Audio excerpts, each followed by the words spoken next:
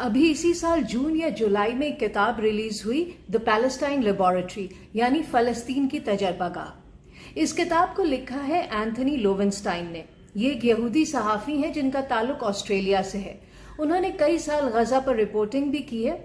एक यहूदी होने की वजह से उन्हें ऐसी इंफॉर्मेशन तक रसाई हासिल रही जो आम सहाफियों को नहीं होती।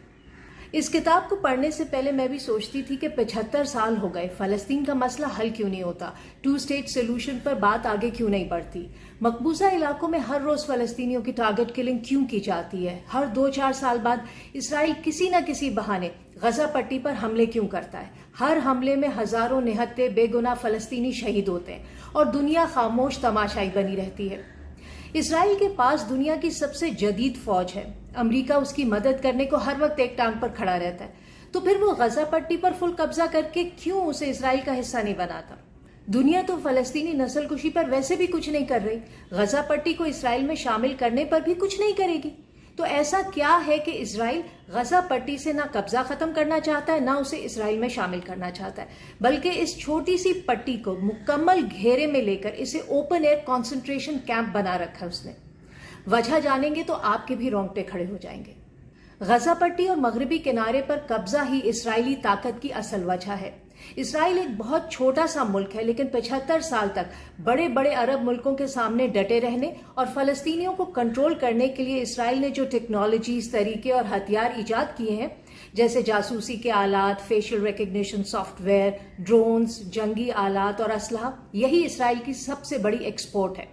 द पैलेस्टाइन लेबोरेटरी में एंथनी लोवेनस्टाइन कहते हैं कि वैसे तो अमेरिका और यूरोप इसराइल की मदद करते ही हैं, क्योंकि वो मशरिक वस्ता में मगरबी मफादात का तहफ़्फ़ुज़ करता है। लेकिन 9/11 के बाद इसराइल ने खास तौर पर खुद को दहशतगर्दी के खिलाफ जंग में अमेरिका का अहम इत्तेहादी बना लिया। मीडिया कंट्रोल के जरिए मुसलमानों पर दहशतगर्द होने का ठप्पा लगाया और फिर दुनिया भर में अपने जंगी आलात की मार्केटिंग ये कहकर करने लगा कि हम बताते हैं दुश्मन का मुकाबला कैसे करना है, लोगों को दबाना कैसे है, बगावतें कैसे कुचलनी है। इसराइल दुनिया के सबसे जदीद और वर्ल्ड क्लास हथियार बनाता है और उन्हें यह कहकर दुनिया भर में फरोख्त करता है कि ये बैटल टेस्टेड है, यानी इन हथियारों को असली मैदान जंग में आजमाया गया है। वो मैदान जंग है गजा पट्टी और मगरबी किनारा। हर 2-4 साल बाद जब इसराइल के पास नए हथियार जमा हो जाते हैं तो उन्हें टेस्ट करने के लिए वो किसी न किसी बहाने से गजा पट्टी पर हमला शुरू कर देता है।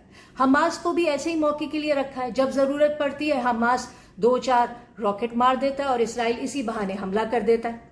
बड़ा असलहा गजा पट्टी में और छोटे हथियार मगरबी उर्दन में निहत्थे फलस्तीनियों पर आजमाता है। इसीलिए इसराइल ने गजा पट्टी का मुकम्मल मुहासरा करके रखा है ताकि फलस्तीनी कहीं ना जा सके, वहीं फंसे रहे, और जब इसराइल को असलहे के तजर्बात करने हो वो गजा के फलस्तीनियों को चूहे बिल्लियों की तरह इस्तेमाल करके उन पर यह असलहा टेस्ट करे और अपने असलहे पर बैटल टेस्टेड होने की मोहर लगा सके। इसी वजह से दुनिया भर के डिक्टेटर्स और आमिराना हुकूमतें इसराइली सिक्योरिटी कंपनीज को कॉन्ट्रैक्ट देती हैं कि हमारे आओ, हमें भी वो स्किल्स सिखाओ जो तुमने गजा में सीखी, ताकि हम भी अपने लोगों को उसी तरह दबा सकें, बगावतें कुचल सकें। इन्हीं इसराइली सर्विसेज को नरेंद्र मोदी मकबूजा कश्मीर में इस्तेमाल कर रहा है। म्यांमार की फौजी हुकूमत ने रोहिंग्या मुसलमानों के खिलाफ इस्तेमाल किया। इसराइल का फोन टैपिंग सॉफ्टवेयर पेगासस तो पता नहीं दुनिया की कितनी ही इंटेलिजेंस एजेंसियां इस्तेमाल करती हैं।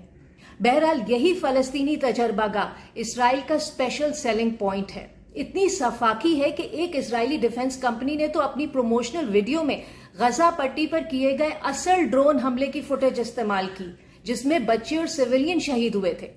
ऐसी ही मौत बेच बेच कर इसराइली मईशत आज इतनी मजबूत है। सिर्फ 2022 में ही इसराइल ने दुनिया भर में 12.5 अरब डॉलर का असलहा फरोख्त किया। उसमें से 25% असलहा इसराइल के पड़ोसी अरब मुल्कों ने खरीदा, जैसे मिस्र, बहरीन, मराकश और सऊदी अरब वगैरह। बुनियादी तौर पर मशरिक वस्ता में अमरीकी हिमायत वाली हुकूमतों या डिक्टेटरशिप्स को सपोर्ट करने के लिए इसराइल इन मुल्कों को जाबिराना टेक्नोलॉजीज बेचता है। इसलिए गजा पट्टी और मगरबी किनारे पर कब्जा इसराइल के लिए बड़ी कमाई का जरिया है। न सिर्फ ये जंगी हथियारों का टेस्टिंग ग्राउंड है, बल्कि जो मुल्क इसराइली असलहा खरीदते हैं वो फलस्तीनी नस्लकुशी पर खामोश रहते हैं या सिर्फ जबानी कलामी एहतजाज करते हैं। तो जब तक दुनिया इसराइली हथियार खरीदती रहेगी, फलस्तीनी नस्लकुशी जारी रहेगी। इसराइल के खिलाफ कोई कुछ नहीं करेगा। غزہ میں جنگ بندی کم از کم دنیا کے ان 130 ممالک کو فی الحال سوٹ نہیں کرتی جو اسرائیل سے اس کی جنگی ٹیکنالوجی، اسٹریٹجی اور ہتھیار خریدتے ہیں۔ ایسے ہی تو نہیں کہا جاتا کہ دجال اسی علاقے سے اٹھے گا، قیامت بھی ایسے ہی تو نہیں آئے گی۔